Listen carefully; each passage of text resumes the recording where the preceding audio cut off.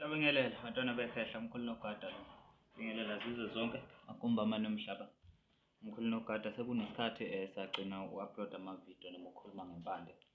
Namhlanje-ke ngizonikeza ulwazi olu-basic ikakhulukazi makuziwa ekwazini iy'hlahla ukuthi ukuze wazi iy'hlahla yini ebalulekile okufanele uyibheke because abantu bacabanga ukuthi le nto yey'hlahla uqhamuka sewazi amagama, sewazi yonke imithi ukuthi yenzani. Akusebenzi kanjalo ngane zakwethu, le nto iwubuhlakani obuthile ofanele ube nabo ngenxa yokuthi understand ukuthi yini le. Okay, ukuze sichaze lolu lwazi uluzwe kahle kuzofanele ukuthi uvule umqondo, uvumele umqondo wakho ube creative ngoba le nto le ihambisana ne-creativity okuwubuciko. So ukuze ukwazi uku-understand-a le nto le ukuthi isebenza kanjani noma lezi zinto lezi ukuthi sizibona kanjani ukuthi zenzani. Ngoba mina anguye lo muntu ofundisiwe ukuthi lokhu kwenzani lokhu kwenzani, ngiyakwazi nje ukuthi kwenzani ngaphandle kokuthi uzongifundise. Kodwa-ke kukhona okunye engigcine sengikuthola kubantu ngokukhula ngihlangana nabantu, but imithi eminingi mina ngiyakwazi uku-identify-a kanje ngokubuka ukuthi kwenzani.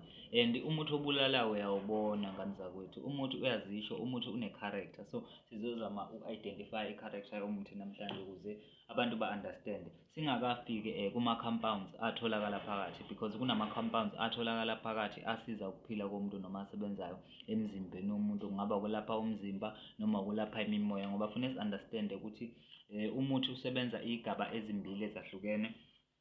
Kunesigaba somzimba la suke sizolapha khona umzimba, kuzoba nesigaba sikamoya silapho sisuke sizama ukuthi senze izinto eziyimfihlo, silapha umoya noma sidila nezinto zemfihlakalo, izinto ezingabonakali ngamehlo enyama ngane zakwethu.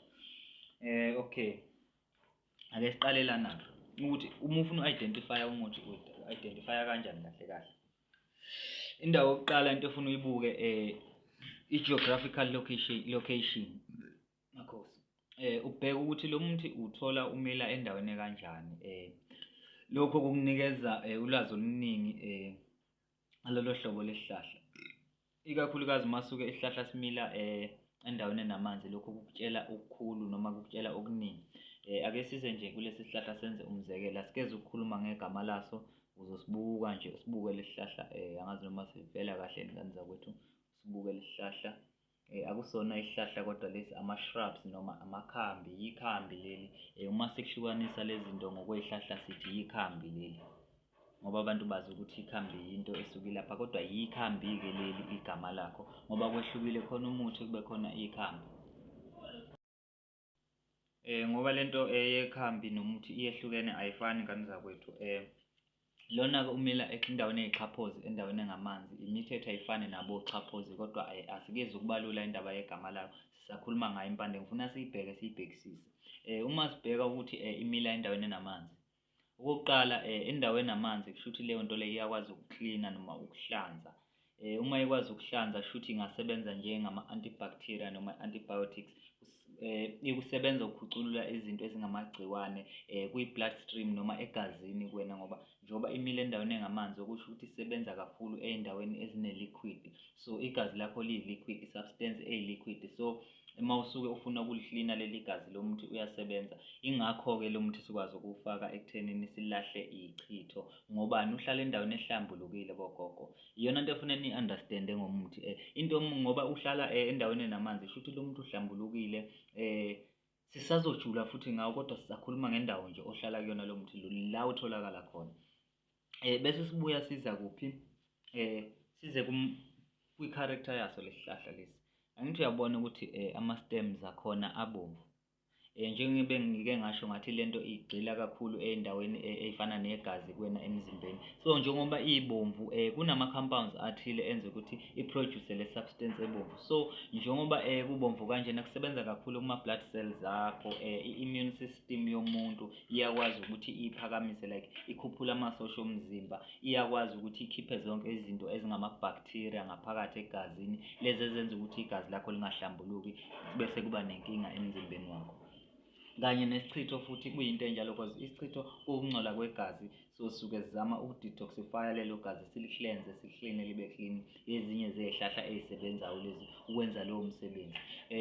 Sisasuka futhi lapho uphinde ubuke lokhu ukuthi i-stem sakhona asikho strong, sihalo, sinembobo, sinamanzi phakathi, siyarepresenta yona futhi imithambo okuyimithambo yani yegazi, cause imithambo yegazi iyipayipi. So uma ubona isihlahla siyipayipi kanje, lokho kukunikeza umqondo ukuthi lesihlahla lesi siyakwazi ukuklina into esegazini.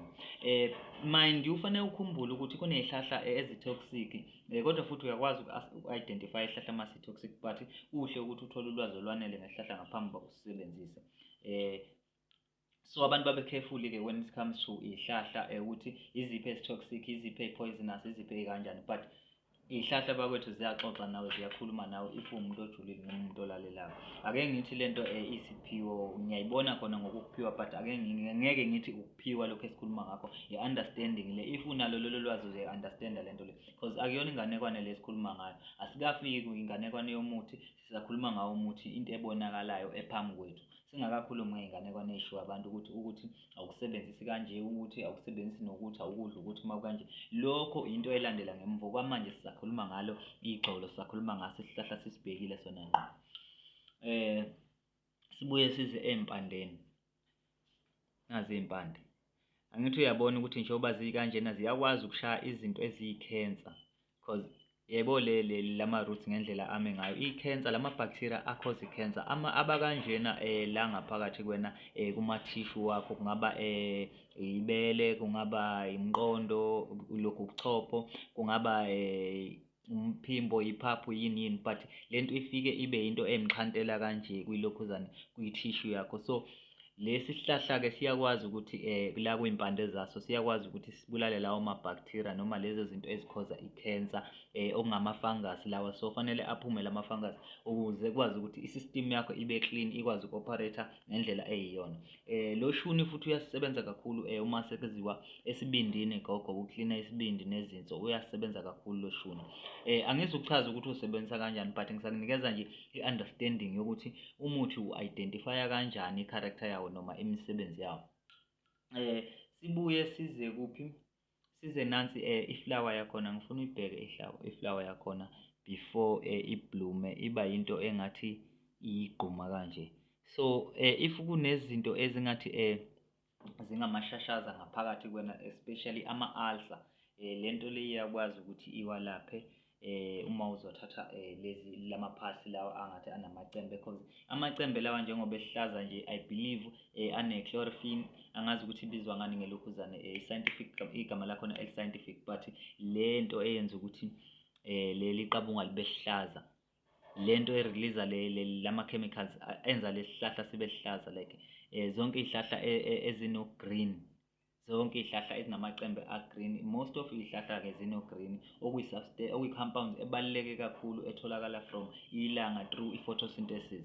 So angizukugxilayo kakhulu lapho, because angifundisi noma akukhona ukuthi sesivule iklasi lokhuzane le-chemistry nanani, but sizama ukubhekisana ezinye izinto, because nami ngumuntu owazenzela ucommerce, nginenhlahla yokuthi nginayi-understanding yezihlahla nokuyihlupha-ke ngani zakwethu ngolwazi. Ungayitholi usuyinyanga elapha into engekho noma yenza into engekho ngoba uvile lapha ufuna ulwazi. Okay, sesikhulumile ngale sihlahla. Enye into ozofanele uyibheke ngaso lesihlahla lesi, if ususikhile sathi ukuhlala for like i-hour mhlambe, sathi ukoma kancane, siyashintsha sibe ngathi simnyama. Lokho kukunikeza olunye futhi ulwazi ngaso lesihlahla ukuthi njengoba sishintsha siba mnyama, kusho ukuthini kulesi sihlahla? Kusho ukuthi siyawasusa amathunzi amnyama, kusho ukuthi lesi sihlahla siyakwazi ukususa izinto ezikungcola emzimbeni kumuntu ngamzakwethu. Izihlahla ezihlukene kaningi, kunezihlahla ezinameva, kunezihlahla ezigobile, kunezihlahla eziphorishekile emzimbeni, kunezihlahla ezivuthukayo.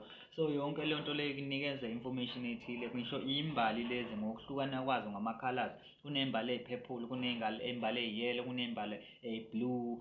So kufanele ube ne-understanding ukuthi leyo information isho ukuthini kuwena.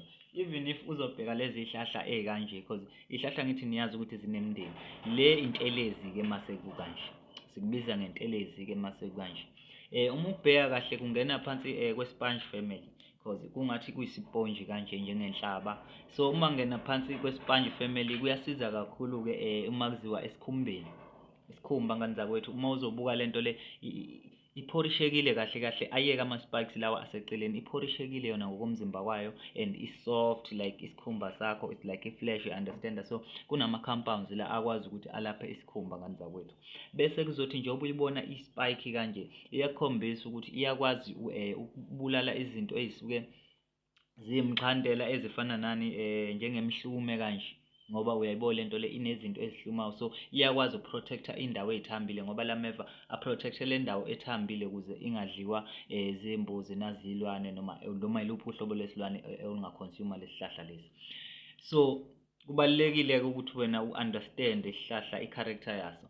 Njengoba usibona singathi siyinto evuvukele engathi siyinyama, kusho ukuthi uma unenkinga yokuvukala mhlambe ngaphakathi emzimbeni noma emzimbeni wakho nje esikhumbeni la olimele khona, iyakusiza ekutheni yehlise lezo zinto, i-swelling leyo nama-inflammations, lezi zinto ezingaphakathi kuwena. So ngani zakwethu isihlahla kuhle ukuthi nisijulele.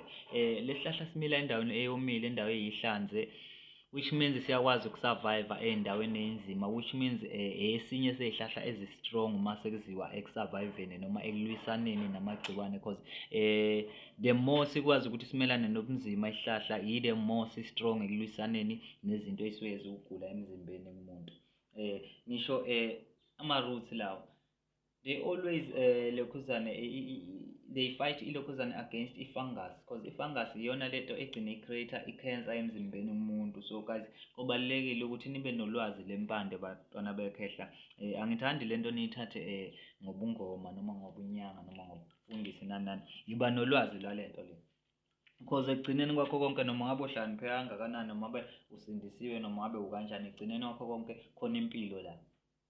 Lokho ngeke sikuphike, even ama-scientists azokupruvela khona impilo la, kunokuphila la. Ingakho sidla ihlahla, ingakho siqoba u-anyanisi sidla bona, because banokuphila. So ungazenzi isilima, funda lento le, wazi lento le, wazi ukuthi kungakusizaphi empilweni yakho. Mina ngenzela ukuthi ningincome noma nikanjani, ngenzethu wazi ngane wethu, wazi nje kuphela, yazi lento le, thatha usebenzise lezi zinto lezi zizokusiza, uyeke ukuzenza udlame ongasile.